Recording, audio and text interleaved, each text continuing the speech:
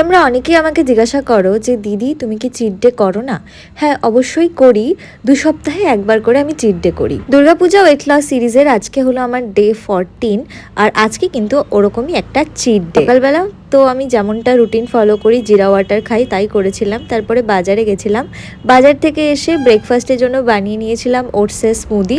হ্যাঁ, সকালটাকে কিন্তু আমি হেলদিভাবেই শুরু করার চেষ্টা করেছি। আর তারপরে আজকে খেয়েছিলাম ইলিশ মাছ ভাজা, খুব একটা বড় মাছ না, ছোট মাছই, যেহেতু মা আর আমি দুজনেই। গরম ভাতে ইলিশ মাছ ভাজা, ইলিশের তেল, সাথে কাঁচা লঙ্কা আর আলু সেদ্ধ খেতে যে আমার কি ভালো লাগে। তবে রোজ তো খাওয়া যাবে না, ওই মাসে 1-2বারই ঠিক আছে। পরে আমি একটা না অনেকগুলোই লুক শ্যুট করেছি দুর্গাপূজার, যেগুলো একে একে তোমরা সমস্তটাই দেখতে পাবে।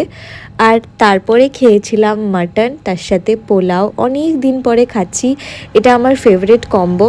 তো আজকে চিট মিলগুলো কিন্তু ভীষণই ইয়াম্মিও ছিল, আর দিনটা শেষ করেছি একটা কর্নেটো দিয়ে। That's it for today. See you in day 15 with a proper healthy diet.